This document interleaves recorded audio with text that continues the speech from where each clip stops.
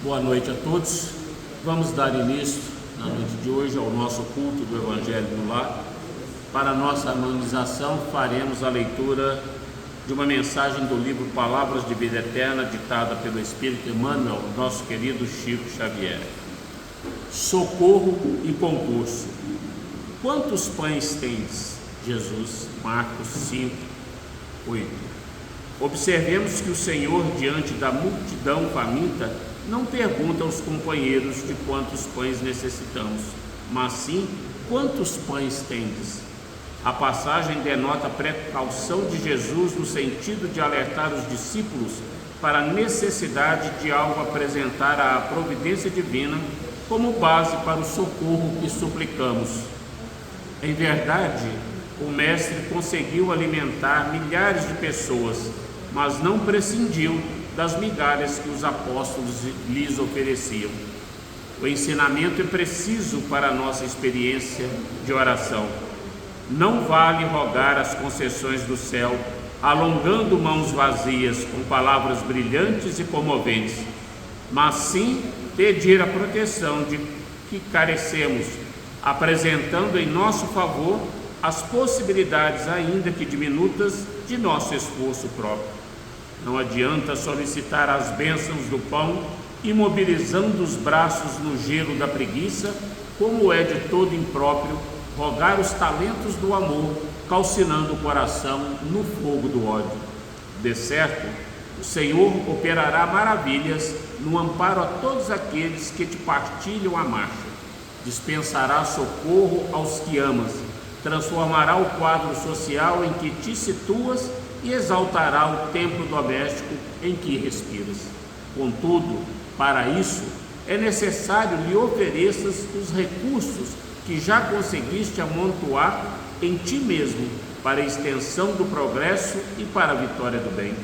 Não te esqueças, pois, de que no auxílio aos outros não prescindirá o Senhor do auxílio, pequenino embora, que deve encontrar em ti. Então vamos elevar os nossos pensamentos a Deus, rogando de Jesus, nosso Pai, da espiritualidade maior que nos envolve, nos assiste, nos inspira nesse instante, toda a proteção, todo o amparo, toda a intuição necessária para que possamos receber da divindade todo o auxílio que necessitamos para os embates do nosso dia a dia. Queremos te agradecer nesse instante, ó Pai, pela semana que se passou, pelo alimento, pela água, pelo teto, pelo agasalho, pela nossa saúde, pelo nosso lar, pelos nossos entes queridos, encarnados e desencarnados. Queremos te agradecer igualmente pelos amigos e até por aqueles que se julgam nossos inimigos. Que a mesma luz, a mesma paz, a mesma serenidade que rogamos para nós outros, recai igualmente sobre cada um desses nossos irmãos, onde quer que se encontrem. E como pedintes que somos, te pedimos que permita que nossa Mãe Maria, juntamente com os legionários do bem, possa nesse instante visitar a todos os nossos irmãos que partiram deste plano pela porta do suicídio, que ao encontrá-los, leve até eles as nossas vibrações de carinho, de afeto, de amor, e que eles se sintam reenergizados, que eles se sintam fortalecidos por os embates que ainda estão por vir, mas que em breve possam estar em nosso seio novamente. E assim, Pai, imensamente agradecidos por esta oportunidade bendita, ainda te agradecemos pela presença desses irmãos da pátria espiritual, que com a sua permissão aqui comparecem para aprender conosco sobre as vossas lições morais. Pai nosso que estais no céu, santificado seja o vosso nome, venha a nós o vosso reino, seja feita a vossa vontade, assim na terra como ela é feita no céu. O pão nosso de cada dia nos dai hoje. Perdoai as nossas ofensas na medida em que perdoarmos aos nossos ofensores. E não nos deixeis entregue às tentações, mas livra-nos, Senhor, de todos os males, hoje, agora e sempre. Para o nosso estudo na noite de hoje, do capítulo 2, Meu reino não é deste mundo. Tornou a entrar Pilatos no palácio e chamou a Jesus e disse: Tu és o rei dos judeus? Respondeu-lhe Jesus: o meu reino não é deste mundo. Se o meu reino fosse deste mundo, certo que os meus ministros haveriam de pelejar para que eu não fosse entregue aos judeus. Mas por agora o meu reino não é daqui. Disse então Pilatos: logo, tu és rei? Respondeu Jesus: tu dizes, eu sou rei. Eu não nasci nem vim a este mundo senão para dar testemunho da verdade. Todo aquele que é da verdade ouve a minha voz. João 18, 33, 36 e 37. O ponto de vista. A ideia clara e precisa que se faz da vida futura dá uma fé inabalável no futuro. E essa fé tem enormes consequências sobre a moralização dos homens, uma vez que muda completamente o ponto de vista sobre o qual encaram a vida terrena. Para aquele que se coloca pelo pensamento na vida espiritual, que é infinita, a vida corporal não é mais do que uma passagem, uma curta permanência em um país ingrato. Os reveses e as amarguras da vida terrena não são mais do que incidentes que recebe com paciência, pois sabe que são de curta duração e devem ser seguidos por um estado mais feliz. A morte não tem mais nada de assustador, não é mais a porta do nada, mas a da libertação que abre para o exilado a entrada de uma morada de felicidade e de paz. Sabendo que está num lugar temporário e não definitivo, recebe as preocupações da vida com mais tolerância, resultando daí parte para ele uma calma de espírito que suaviza a amargura. Sem a certeza da vida futura, o homem concentra todos os seus pensamentos na vida terrena. Incerto quanto ao futuro, dedica tudo ao presente. Não enxergando bens mais preciosos do que os da terra, faz como a criança que não vê outra coisa além de seus brinquedos. Eis porque tudo faz para conseguir os únicos bens que para ele têm valor. A perda do menor de seus bens é um doloroso desgosto, um descontamento, uma esperança frustrada, uma ambição não satisfeita, uma injustiça de que é vítima. A verdade ou o orgulho feridos constituem os tormentos que fazem de sua vida uma eterna angústia, entregando-se assim voluntariamente a uma verdadeira tortura todos os instantes. Sob o ponto de vista da vida terrena, no centro do qual o homem está colocado, tudo toma ao seu redor enormes proporções. O mal que o atinja, assim como o bem que toca aos outros, tudo adquire aos seus olhos uma grande importância, tal como para aquele que está no interior de uma cidade. Tudo parece grande, os homens que ocupam altos cargos e também os monumentos, mas ao subir uma montanha, homens e coisas vão lhe parecer bem pequenos. Assim, ocorre com aquele que encara a vida terrena do ponto de vista da vida futura. A humanidade, como as estrelas no firmamento, perde-se na imensidão.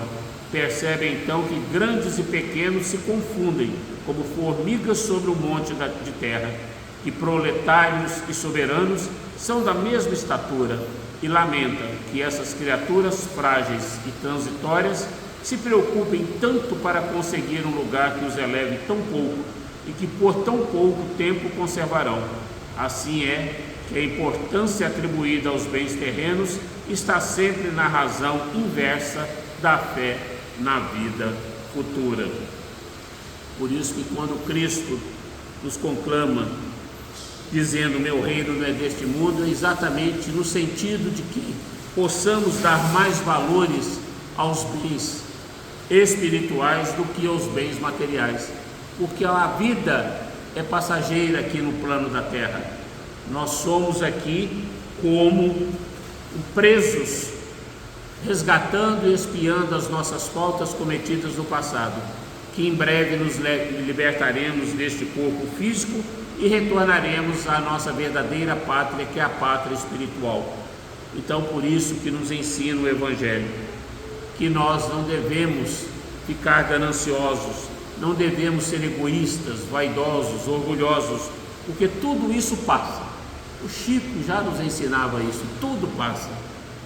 Então, o que nós precisamos, conhecedores que somos de que o nosso espírito é imortal, conhecedores que somos que existe uma pátria espiritual nos aguardando para o nosso retorno, para a nossa continuidade da nossa evolução, nós temos que dar mais valor em sermos do que em termos.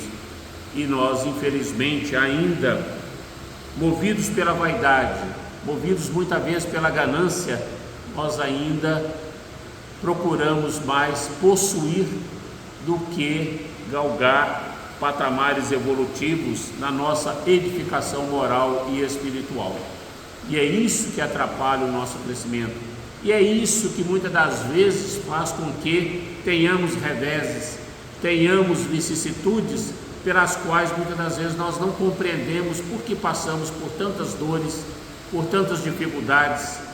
É exatamente porque estamos num plano de provas e expiações, aqui para burilar essa pedra bruta que ainda somos todos nós, que um dia tornar-se-á um brilhante, pois, como nos diz Joana de Ângeles, através do médium Divaldo Pereira Franco, nós nascemos para ser luz, lucigênitos. E o Cristo nos disse isso: deixe a vossa luz brilhar. E nós, infelizmente, não permitimos, através das nossas atitudes ainda de vaidade, de orgulho, de maledicência, de intolerância, de cupidez, de avareza, nós não permitimos que o nosso ser possa crescer aos olhos de Deus. Então nós temos que continuar galgando esses patamares muitas das vezes difíceis na nossa jornada, em virtude da nossa incúria, em virtude da nossa imprevidência, pois somos ainda muito incautos naquilo que nós procuramos fazer neste plano, pensando sempre no poder, no dinheiro, na ganância, nas posses, ao invés de darmos valores ao que o Cristo veio nos ensinar. Quando Moisés, Abraão diziam da terra prometida, da terra da promissão, no início da nossa senda evolutiva, não era essa terra prometida aqui, a qual nós hoje labutamos, muito pelo contrário, mas ainda não entendíamos. Depois veio Cristo e nos ensinou através de parábolas, para que nós pudéssemos entender, mas ainda disse que nós não estávamos prontos, que Ele enviaria um Consolador prometido que pudesse nos esclarecer quando estivéssemos mais adiantados. E há 170 anos atrás nos enviou essa doutrina consoladora, em que através do ensino dos Espíritos veio nos dizer dos mundos ditosos que nos esperam, veio nos dizer como seremos felizes ou infelizes na pátria espiritual, de acordo com aquilo que tivermos plantado, que é a lei de causa e efeito, que é a lei de ação e reação, ou a lei do plantio, como queiramos. Então, que nós possamos semear, que nós possamos plantar amor, benevolência, indulgência, perdão, serenidade, humildade, para que nós possamos colher somente coisas boas na pátria espiritual, que é a nossa verdadeira pátria, pois aqui estamos apenas de passagem. Que Jesus possa continuar nos ofertando as ferramentas necessárias para o nosso crescimento moral e espiritual, e que nós possamos aproveitar essas ferramentas enquanto estamos neste plano. Então, mais uma vez, vamos elevar os nossos pensamentos a Deus, a Jesus, nosso guia e modelo, rogando da espiritualidade maior toda a proteção necessária para a nossa semana, que se inicia com a prática deste Evangelho no lar. Gratidão, Pai, por tudo que temos e por tudo que somos, na certeza de uma semana abençoada, na certeza de que nos serão ofertadas as ferramentas para que nós possamos utilizá-las para o nosso crescimento moral e espiritual, e que nosso lar será abençoado, nosso lar será protegido por esses irmãos da pátria espiritual que velam por cada um de nós. Nós te agradecemos infinitamente, Senhor Jesus. E como Paulo de Tarso nos ensinou, regozijai-vos sempre, orai sem cessar, em tudo dai graças, porque esta é a vontade de Deus em Cristo para convosco. E assim, com a oração de Maria, pedimos permissão para encerrar o culto do Evangelho da noite de hoje. Não sem antes, Senhor Jesus, te rogar que a luz que recai sobre este ambiente nesse instante recaia sobre todos aqueles que encontram-se nos leitos dos hospitais, nas ruas em estado de drogadição, que se encontram nos asilos, nos orfanatos, nos presídios, que todos possam ser abençoados pela tua luz. Ave Maria, cheia de graças, o Senhor é convosco. Bendita sois vós entre as mulheres, bendito é o fruto do vosso ventre, Jesus. Santa Maria, Mãe de Jesus, rogai por nós, pecadores, agora e na hora do nosso desencarne, e que assim seja. Gratidão, Pai.